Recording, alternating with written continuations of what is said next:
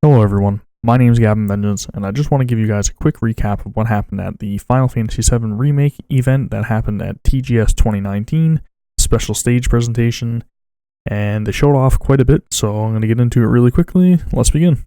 So the first thing that they ended up showing was Cloud and Barret taking on a sweeper in the opening parts of the reactor, and they were just kind of going over like how the mechanics are a lot more action-based now, where the dodging's in real time and a lot of the action commands are quickly input with the controller. They were just going over how, some certain enemies were out of range, so you had to switch to Barret, otherwise Cloud wouldn't have been able to hit these enemies. And then they showed off how some environmental pieces, like boxes, were destructible and they could contain items. They also showed that there were still treasure chests in the game.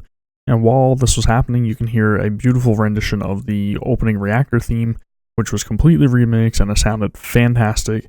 And as they were nearing the Guard Scorpion boss, they ended up opening up the menu, and that was our first look at the menu, which looked absolutely beautiful. Character portraits are full size, everything was listed very clearly, and then they got into a new mode, which is called Classic Mode, and it's really catered to the person that doesn't really like the real-time combat, doesn't have the fast reflexes required to play action combat games, and they just kind of want that traditional JRPG style or feel to it, or maybe they just want to experience the story for themselves and they haven't really played Final Fantasy before, and this would be an easy way for them to kind of sit back, let the battle happen, input a command every now and then, and they can still enjoy the game to the fullest. This mode also caters to people who may have disabilities and may have trouble hitting every single button or reacting to the commands a lot faster. So essentially they showed it off, and exactly what happens is, as you get near an enemy, your characters will run up and they will automatically attack that enemy, and they will also automatically guard attacks. And as this is happening, you will be building up ATB charge, in which you can temporarily pause the game and select the command to execute. It was also shown that in classic mode, you can still take full control of your characters and execute commands the way that you see fit. So now you can just go and grab that drink whenever you want, come back to your game, and then you can pick it up and just start playing.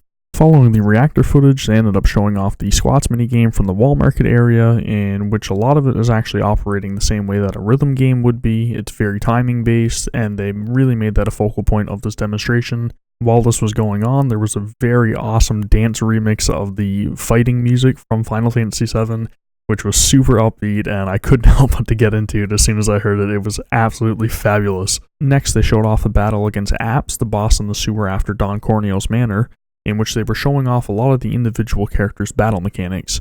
We were then shown that Tifa was able to cast elemental magic on her gloves and attack with the Fist of Fire. She was also able to buff herself to increase her attack damage, and she was very, very rapid in battle. We were shown that Aerith was able to cast spells that could be placed on the ground, like an AoE healing circle, as well as attack from range with projectiles shot out of her rod. And then they went on to have a more in-depth look at summoning. Once Ifrit was on the battlefield, it started attacking automatically, and then you could go into the menu and select each individual summon abilities for a special attack. They then proceeded to show each of the characters' individual limit breaks, beginning with Aerith casting Healing Wind on the party, restoring their HP, followed by Tifa executing the Somersault, and then Cloud executing Cross Slash.